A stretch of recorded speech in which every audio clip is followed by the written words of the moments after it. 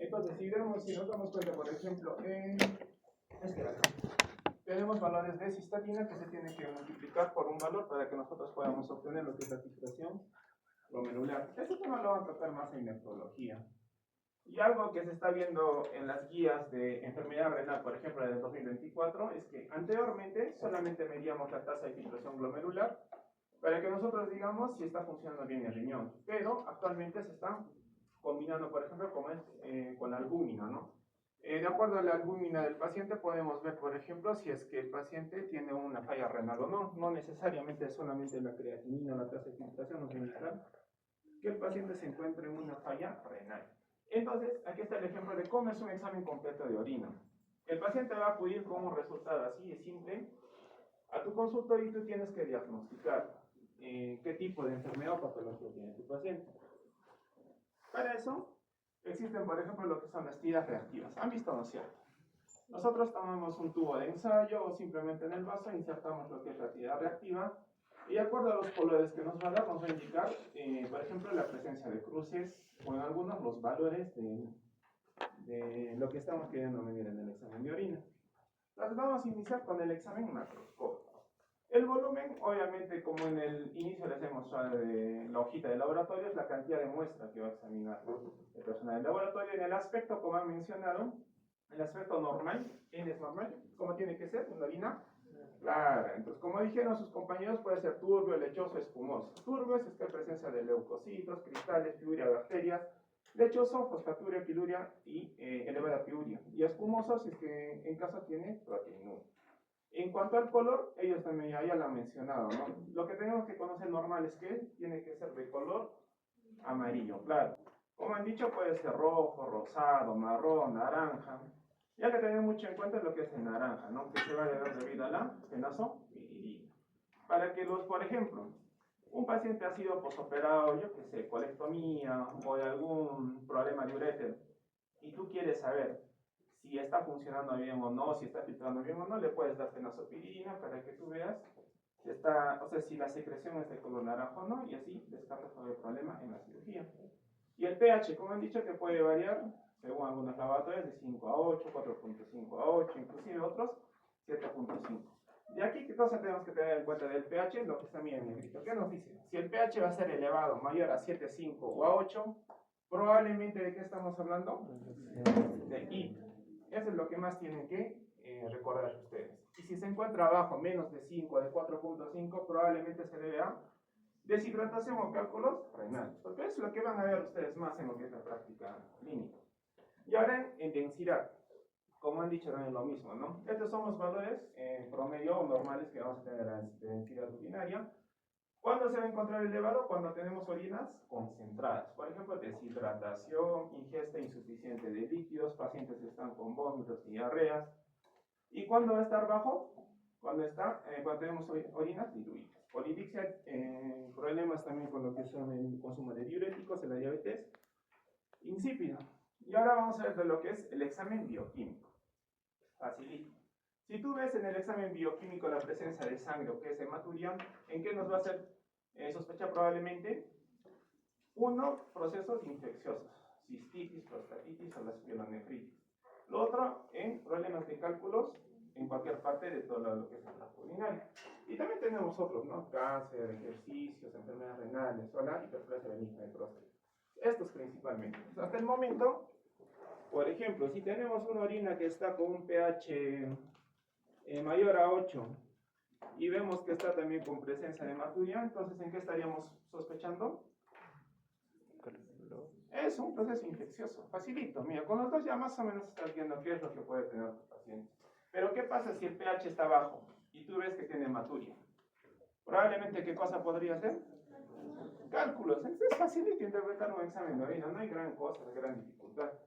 Ahora vamos a ver lo que es las proteínas o también denominado las proteinuria. Cuando es temporal, como se está viendo acá, ¿a qué puede ser debido también? A procesos infecciosos. Fiebre, ejercicio intenso o la deshidratación, pero también puede existir la proteinuria, una proteinuria permanente que puede deberse a problemas de enfermedades renales. Esto debido a que a diabetes que no han sido controladas, hipertensiones no controladas, o lo otro también que se conoce como glomerulopatías o glomerulonefritis. Y otras causas que tenemos, el lupus, el cáncer, anemia falciforme y insuficiencia cardíaca. Y ahora, esto es lo más importante que tenemos que ver para que nosotros descartemos lo que es infección urinaria, los nitritos. Respecto a los nitritos, los gérmenes o en este caso las bacterias lo que van a hacer es convertir los nitratos a nitritos. Esto es lo que tenemos que ver en la muestra. Pero que tenemos que tener en cuenta que no todas las bacterias nos van a convertir los nitratos a nitritos. Por ejemplo, el 80% de nitritos positivos es debido a la E. coli. La E. coli tiene una gran capacidad de esta conversión. Y aparte también tenemos al Proteus mirabilis o a la Klebsiella. Pero ¿qué gérmenes, por ejemplo, no nos producen esta conversión? El estreptococo, estafilococo y la salmonela.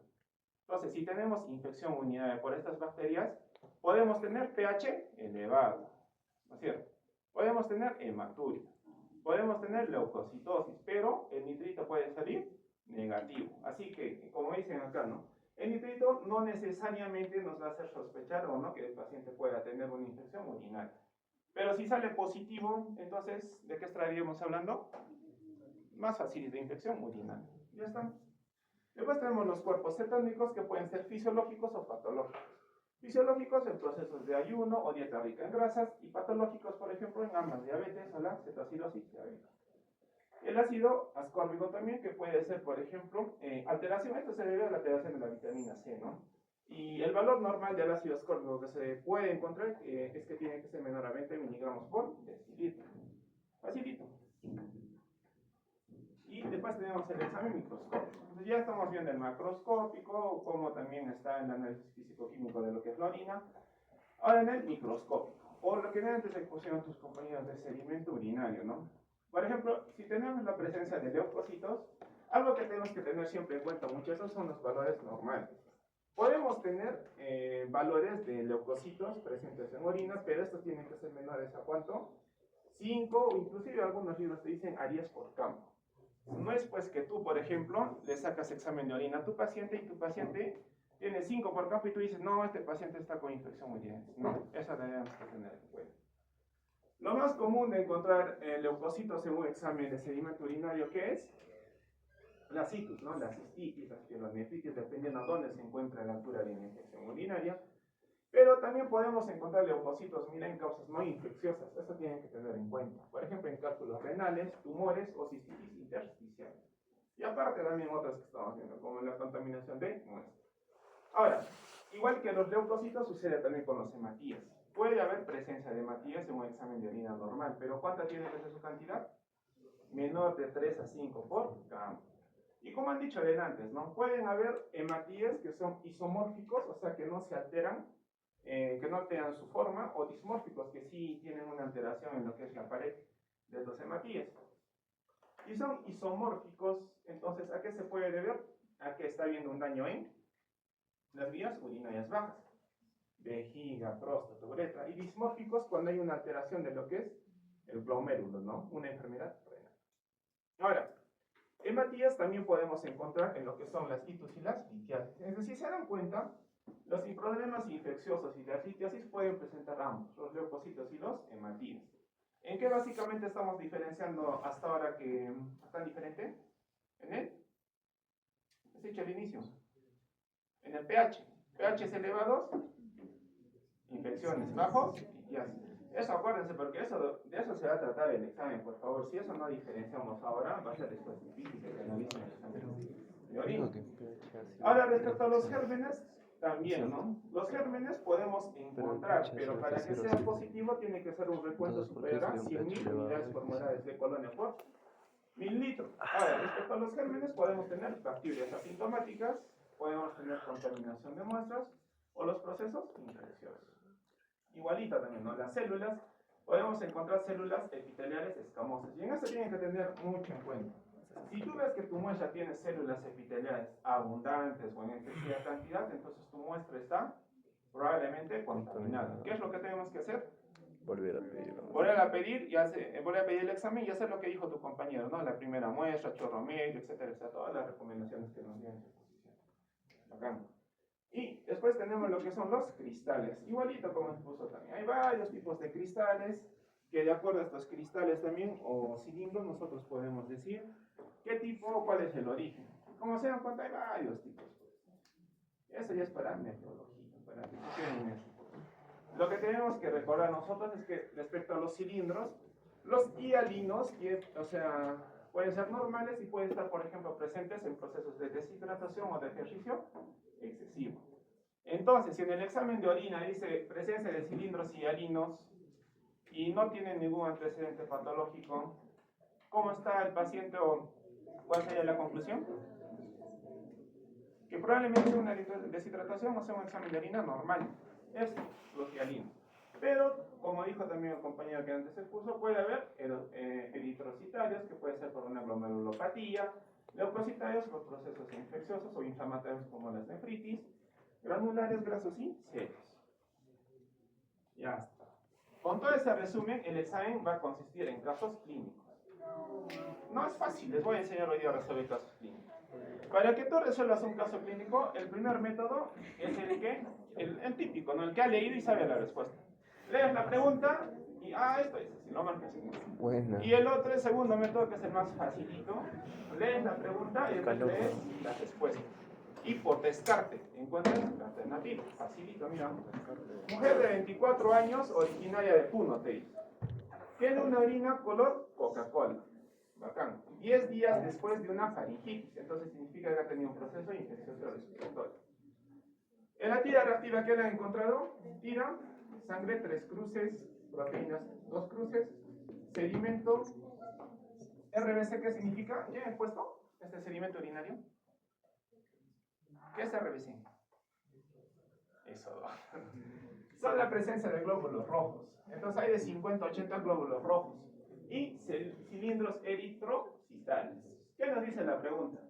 ¿Qué hallazgo del sedimento hace más probable un origen glomerular? Facilito, pues mira. Nitritos positivos, ¿qué cosa nos daba a indicar? Que el paciente tenía infección urinaria. No tiene que ver nada pues con un origen glomerular o cáncer. Cilindros eritrocitarios, exacto, ¿no? Nos indica un proceso de enfermedad renal. Pero seguimos. Cristales de oxalato, ¿en quiénes estaba presente? En procesos de litiasis renal. También descartarías. Y la D, células escamosas abundantes, ¿en qué está presente? Muestras contaminadas. Facilito, ¿ves? O sea, por descarte encuentras la respuesta. Cilindros eritrocitarios. Es fácil, chicos, resuelve casos clínicos. Siguiente. Mujer de 30 años, dice, originaria de Lima. Y algo muy importante que mencionó su compañera. En lo que es examen de heces y examen de orina, tenemos que evaluar no solamente el resultado del laboratorio, sino tenemos que ver los antecedentes o si no, cómo está el examen físico de nuestro paciente. Mira, ¿qué es disuria? Ya, dolor al orinar. Poliacuria, aumenta en la frecuencia de misiones o de orina. Estos dos síntomas ya te hacen sospechar que probablemente está cursando con un proceso infeccioso. Entonces nos dice que presente estos síntomas ya en las últimas 24 horas. Pero aparte se le hace lo que es una tira reactiva y encontramos leucocitos y nitritos negativos. Sedimento, el positorio, ¿qué cosa significa WBC? World Basketball Champion. Blanco, ya está fácil. Entonces en el sedimento encontramos de 20 a 30 glóbulos blancos y bacterias moderadas. Entonces nos dice, tenemos que hacer una interpretación más correcta o cuál es el diagnóstico más probable que nosotros podemos encontrar. Leucocitos presentes, ¿en qué casos comunes les dije que encontramos? Infecciones y litiasis. Acá. Nitritos, sí o sin nitritos es solamente para infección.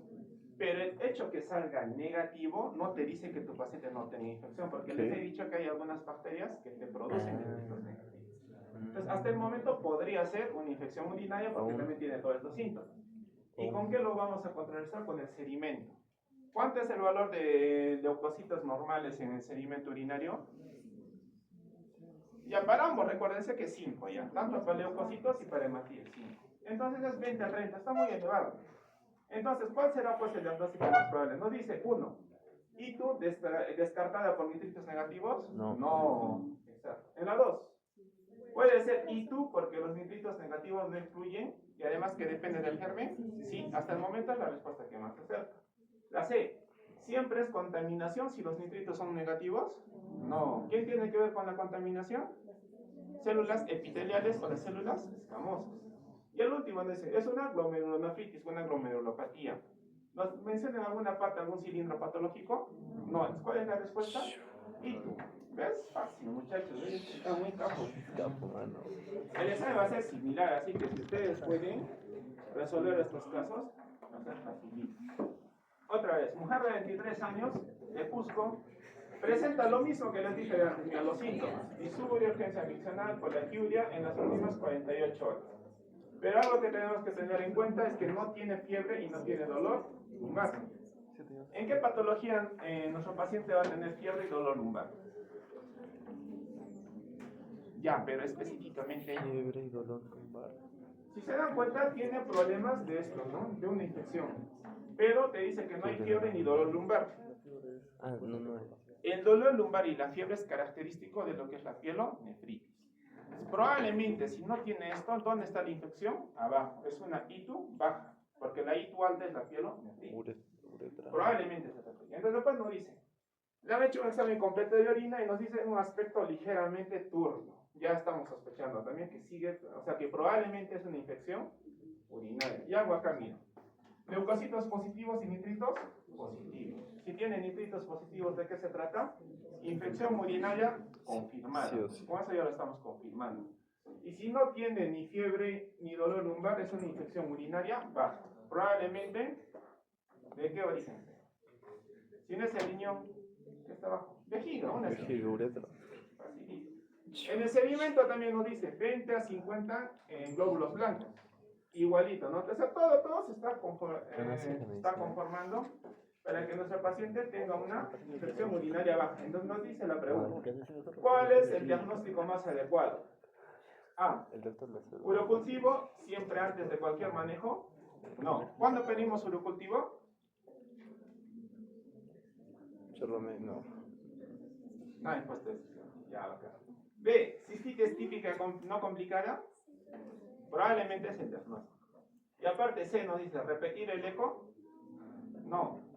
Y la D que es, no es ITU porque hay sangre. ¿En algo tiene que ver eso? No tiene que ver nada. ¿Cuál es la única respuesta? Cistitis. Facilito, chicos. Casi les voy a preguntar cualquiera. A ver, vamos a ver. A ver, más distraído. Ya, mami, resuelve el caso. Buena. Sí, bueno. Vaya, los que tienen que salir, vayan nomás, no hay ningún problema. Voy a estar a su casa. Nada, ya no. Tengo que grabar la clase. Bueno, llegando a tu casa en 1 hora, yo no me cuento ahora, ¿De acá a dónde vas? ¿Acá a dónde vas? A estudiar. Bueno, hacemos videollamada y nos preguntamos fiebre hoy día. Yo tampoco. Voy a empezar a ver gente. ¿A qué hora? ¿A qué hora te voy a empezar? No sé. Ya, pero hace recordar, a veces has dicho llámame y me he despertado 10 minutos antes de la entrada. Ya, está bien. Ahora sí, no voy a dormir. Ya están, ¿no? Ya. A ver, mi fiebre, por ejemplo. Continuamos entonces. Lo No dice, paciente mujer de 28 años que procede de ANTA. Presenta ardor leve al orinar y prurito, pero vaginal. El examen de orina tiene una orina turbia, leucocitos positivos y nitritos negativos.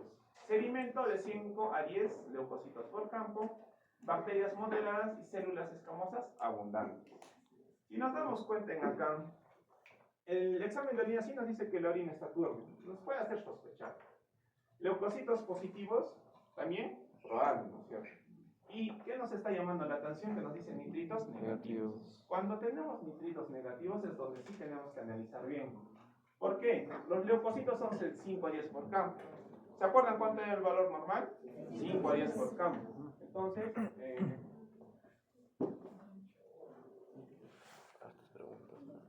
probablemente está por ahí, o sea, todavía los valores no nos están dando algo patológico. Pero algo que llama mucho la atención es que nos dice células escamosas abundantes. Entonces, por ese motivo, ¿cuándo les dije que existen células escamosas abundantes? En pruebas contaminadas. Entonces, ¿es una ITU? No. ¿Podemos repetir lo que es la muestra con chorro medio? Sí, porque probablemente es una contaminada. C, solicitar un hemograma y ecografía renal, no tiene que ver nada, ¿no? Y D, pedir una proteinuria de 24 horas, tampoco. Pero ¿qué hubiera pasado si en acá hubiera dicho nitritos positivos? En ahí sí la respuesta sería una I. Solamente la respuesta es la clave B porque nos dice nitritos negativos. Nada más. Doctor, ¿y si no hubiera habido células escamosas abundantes, cuál sería el? Estaba ambos nitritos y células escamosas abundantes. ¿Cómo? Estaba tanto nitritos como células escamosas abundantes. Es una ITU, pues, porque los nitritos están solamente, exacto, los nitritos están presentes cuando hay una infección, o sea, cuando las bacterias se están convirtiendo, ¿no? Claro, y no eran células escamosas abundantes. Claro, es una muestra contaminada, pero tu paciente sí tiene infección. Ahora, otro, creo que es el último. Mujer de 44 años, antecedente de ictus recurrente, orina muy turbia y mal oliente, te dice, con dolor esporádico en flanco derecho. ¿En qué pacientes o qué enfermedad nos producía lo que son dolores lumbares? Las pielonefritis, no las itus. El examen de orina pH 8.5. ¿Cómo está el pH? Alcalino, más de 8. Probablemente es una infección. Leucocitos de 3 cruces, nitritos de 3 cruces y sangre positiva. Y aparte lo dicen, ¿no? En seguimiento tenemos leucocitos altos, bacterias y cristales de fosfato tril. ¿En qué casos se presentan cristales de fosfato? Tu compañera también puede estar en cálculos. Pero si nos damos cuenta, tiene nitritos positivos. Entonces, ¿cuál será la respuesta? A ver, cálculo renal asociado a I. ¿Ves? Fácil, muchachos. El examen va a ser algo similar, no va a ser muy complejo. ¿Y qué significan los cristales de oxalato? También está presente en cálculos. Son tipos de cristales que tenemos. Fosfatos, oxalatos, todo eso. Si hubiera dicho cristales de oxalato, también no me había ningún problema. Hubiera sido la respuesta de ese cálculo renal asociado a... Otro. Varón de 20 años realiza caminata larga, te dice, con poca ingesta de líquidos. Probablemente es una deshidratación. No tiene disuria ni fiebre. En el examen de orina, el orina está de color ámbar, una densidad que está en el límite superior, ¿no? pH en el límite inferior, proteínas trazas, leucocitos negativos, nitritos negativos, sangre negativa. Algo que nos llama la atención es lo que es. Sedimento dice que no hay bacterias, los leucocitos están bajos y sí tiene, ¿qué cosa? Cilindros y alinos escasos. ¿En qué casos habían cilindros y alinos? Uno puede ser un examen de orina normal, otro en procesos de deshidratación. Y por el antecedente que nos refiere, ¿cuál sería la respuesta? La C, ¿no? Deshidratación concentrada sin datos de infección. Ahora, lo mismo para el examen de heces. El examen de heces es igualito, una hoja donde te va a decir reacción inflamatoria y el copro funcional. Para ver lo que es el parasitológico. Como han dicho también antes los compañeros, puede existir variaciones en el color. Lo importante a recordar es el color negro, ¿no? ¿Cuándo se produce el color negro o las melenas? Cuando hay altas. Altas, ¿no? La consistencia también ya lo he puesto. El moco, por ejemplo. En el moco sí tenemos que tener en cuenta. El moco va a estar presente, por ejemplo, en procesos donde hay inflamación, irritación o infecciones intestinales. Esto debido a que las células caliciformes en acción protectora, así para todo el tracto gastrointestinal, van a aumentar la secreción de esta. Entonces podemos tener infecciones bacterianas parasitarias o las enfermedades intestinales inflamatorias, ¿no? Como la colitis ulcerosa, la enfermedad de Crohn, o el síndrome del intestino irritable, que es debido al estrés y la ansiedad. Y respecto a la sangre, también, ¿qué nos dicen?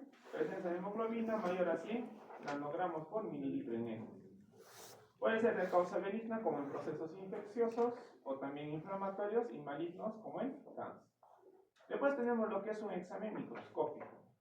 Por ejemplo, tenemos en los leucocitos, nos dice que los leucocitos nos sugieren una diarrea de tipo inflamatorio. Y algo que dice bien claro que es, el resultado negativo no nos va a descartar un proceso de inflamación.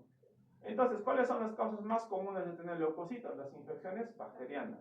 Esto debido a que se daña la mucosa intestinal, como dijeron, ¿no? Principalmente Shigella, Salmonella, Campylobacter. Tenemos también infecciones parasitarias y las enfermedades intestinales inflamatorias. Hay que tener mucho cuidado, como en el caso anterior, teníamos en examen de orina, el cuidado más que todo es en lo que es una ITU versus una litiasis, ¿no? Una litiasis renal. Y en este caso tenemos que tener cuidado en lo que son las infecciones bacterianas versus las enfermedades inflamatorias. Entonces, en aquí, después de los leucocitos tenemos los polimorfos nucleares y los monomorfos nucleares. Siempre los polimorfos y monomorfos, si están presentes o te salen positivos, nos va a hacer sospechar de lo que son infecciones bacterianas o si no, enfermedades inflamatorias. Y algo, mira, que dice muy importante, dice que los polimorfos están ausentes en qué tipo de diarreas, virales, parasitarias o también lo que es el colon irritable. Pero en algunos casos de diarreas, especialmente por lo que es rotavirus y adenovirus, podemos tener, podemos tener una elevación de lo que son los polimorfos y los monomorfos, pero de manera ligera, tampoco es que la elevación va a ser muy elevada. Eso se está entendiendo, ¿no es cierto? Ya. Los eosinófilos, como cualquier proceso alérgico o si no la infección por el mitos, hematías, como ya dijeron, presencia de sangre, flora bacteriana también, que puede ser alterada por el uso de antibióticos, infecciones gastrointestinales. Y las levaduras, ¿cuál es el tipo de hongo que produce más infección por levadura? Es la cándida. Y los exámenes microbiológicos, los coprocultivos, eso ya lo habían puesto. El PCR y el panel gastrointestinal, ¿en qué casos tenemos que pedir esto? Cuando queremos una identificación rápida de que si, o sea, de qué agente es el que nos está pasando la diarrea, qué tipo de bacteria, virus o parásito. A diferencia del coprocultivo, ¿en cuánto tiempo sale el resultado del coprocultivo? Más o menos de 3 a 5 días, que es el crecimiento bacteriano. Pero si tú quieres saber en ese momento qué es lo que te está causando tu diarrea, le pides un PCR de panel gastrointestinal y ya. Entonces, por eso la indicación es en casos graves, ¿no? En el que tú quieres saber con exactitud del agente. Después también tenemos el STET, que nos sirve para ver la Escherichia coli, prueba de toxina Shiga, esto principalmente en lo que es el SHU. ¿Qué es el SHU? Es una complicación hemolítica debido a esta toxina. Después tenemos el coproparasitológico, ¿no? O el OP, el examen de heces para óvulos y parásitos. Y aquí también hay que ver, como antes dijo su compañero, podemos ver lo que son huevos, quistes o trofozoides. Y hay que diferenciar bastante, en especial en los protozoarios. ¿Qué cosa es el quiste? Es la forma inmóvil de lo que es un protozoario, y el trofozoide es la forma activa, la forma móvil. Y lo que es la sangre oculta, que ya lo hemos puesto muy bien.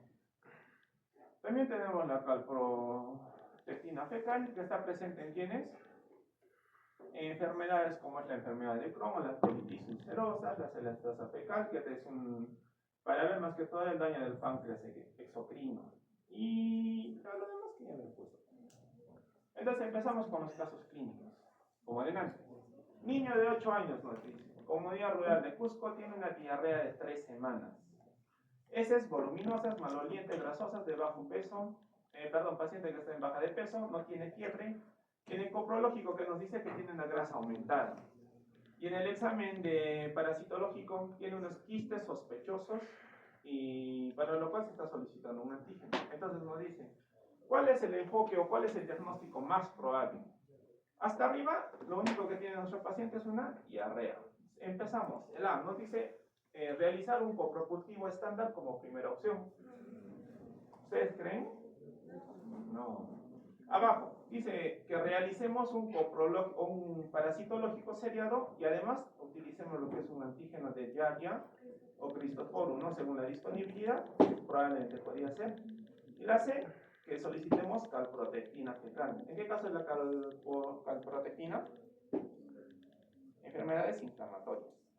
Y al último, que les hagamos un examen para ver si tiene paciente sangre oculta en heces. Como les he dicho, la segunda forma de resolver un caso clínico es descartando las respuestas. ¿Para qué le das un coprocultivo? Pues no tiene sentido. Cancelamos la A, la C y la D. ¿Cuál es la única respuesta? La B. ¿Y por qué es la B? Porque si tú le sacas un parasitológico simple a tu paciente y ves que tienes quistes sospechosos, el mejor es sacarle un seriado. ¿En cuántos días se saca un examen parasitológico seriado? En 3 días. El paciente 3 días seguidos tiene que llevar lo que es su muestra de heces y con eso vamos a confirmar qué tipo de quiste realmente tiene o cuál es el agente causante de este tipo de infección. Varón de 33 años de Arequipa, dice 2 días de diarrea con sangre y moco. Fiebre de 38 grados, dolor abdominal importante y no ha estado consumiendo antibióticos.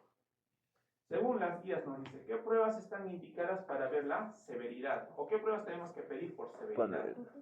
Panel. El PCR y el panel gastrointestinal, como les he dicho antes, ¿no?